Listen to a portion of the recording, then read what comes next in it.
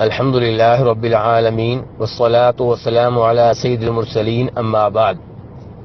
ایک سوال کچھ یوں ہے کہ ایک خاتون ہیں جو اپنی اولاد میں سے ایک بیٹی کی مدد کرتی ہیں، اس بیٹی کے بچوں کی فیس وغیرہ ادا کر دیتی ہیں، جبکہ یہ تعاون وہ دوسرے بچوں کے ساتھ، دوسری بیٹیوں کے ساتھ نہیں کرتی۔ ان کا کہنا یہ ہے کہ باقی بیٹے اور بیٹیاں مستحکم حالت میں ہیں، وہ اس تعاون کے محتاج نہیں ہیں، جبکہ یہ بیٹی اس تعاون کی محتاج ہے کیونکہ اس کے بچے اسکول کی فیسیں ادا کرنے کی مکمل طور پہ طاقت نہیں رکھتے۔ اور اس خاتون کا یہ بھی کہنا ہے کہ یہ میرا مال ہے، میں جہاں پہ چاہوں لگاؤں۔ تو گزارش یہ ہے کہ اس سوال کے دو پہلو ہیں۔ پہلا پہلو یہ ہے کہ خاتون کا یہ کہنا کہ میرا مال ہے، جہاں پہ خرچ کروں، جہاں پہ چاہوں میں لگاؤں، جسے چاہوں میں دوں، تو یہ موقف غلط ہے۔ ہم سب اللہ تبارک و تعالیٰ کو ماننے والے ہیں اور اللہ تبارک و تعالیٰ کی شریعت اور اللہ کے رسول صلی اللہ علیہ وسلم پہ ایمان لانے والے ہیں، تو اس لیے ہم اس معاملے میں آزاد نہیں ہیں۔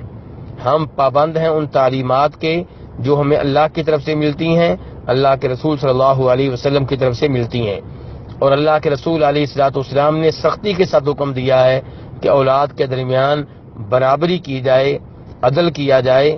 آپ فرماتے ہیں اتقوا اللہ واعدلوا بین اولادکم، کہ اللہ تعالیٰ سے ڈرتے رہو اور اپنی اولاد کے مابین عدل سے کام لو۔ نبی علیہ الصلوۃ کے پاس ایک صحابی آئے تھے اور انہوں نے یہ کہا تھا کہ میں اپنے ایک بیٹے کو کوئی ہدیہ وغیرہ دینا چاہتا ہوں، کوئی چیز ہبہ کے طور پہ دینا چاہتا ہوں، آپ اس معاملے میں گواہ بنیں۔ تو نبی علیہ الصلوۃ نے فرمایا تھا کیا ایسا ہی ہدیہ، کیا ایسا ہی ہبہ تم نے اپنی دیگر اولاد کو دیا ہے؟ تو صحابی کہنے لگے نہیں۔ تو آپ نے فرمایا اللہ تبارک و تعالیٰ سے ڈرو اور اپنی اولاد کے مابین عدل و انصاف سے کام لو، اور فرمایا یہ کام جو تم کر رہے ہو یہ ظلم و زیادتی ہے، اور ظلم و زیادتی کے معاملے میں میں گواہ نہیں بن سکتا۔ اب اس سے یہ تو معلوم ہو گیا کہ اپنی اولاد کے مابین ہدیہ اور ہبہ کے معاملے میں انصاف کرنا ہوگا، عدل سے کام لینا ہوگا۔ باقی رہ گیا مسئلہ اس بہن کا یہ کہ میں جس بیٹی کی مدد کرتی ہوں وہ تعاون کی محتاج ہے، اس کے حالات اتنے اچھے نہیں ہیں۔ تو گزارش یہ ہے کہ اگر اس سے تعاون کرنے کی وجہ یہ ہے تو پھر اس حالت میں اس سے تعاون کرنے میں کوئی حرج نہیں ہے، کیونکہ یہ تعاون ہے، یہ ہدیہ نہیں ہے، یہ ہبہ نہیں ہے۔ اور علماء کرام نے لکھا ہے کہ اگر اولاد میں سے کوئی ایک معذور ہو یا کسی کے بچے زیادہ ہوں یا کوئی مریض ہو اور اس کے پاس اتنے پیسے نہ ہوں کہ وہ اپنا معاملہ حل کر سکے، تو والدین اس بچے سے خصوصی طور پہ تعاون کر سکتے ہیں۔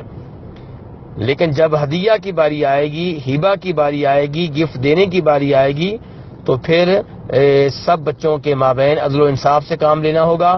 پھر یہ نہیں دیکھا جائے گا کہ یہ امیر ہے یا غریب ہے اور یہ خدمت کرنے والا ہے یا نافرمان ہے، لیکن وہی بات کہ اگر کوئی مریض ہو، کسی کے بچے زیادہ ہوں، اس وجہ سے وہ تعاون کا محتاج ہو، تو اس حالت میں اس سے الگ سے تعاون کرنے میں کوئی حرج نہیں ہے۔ واللہ تعالی اعلم۔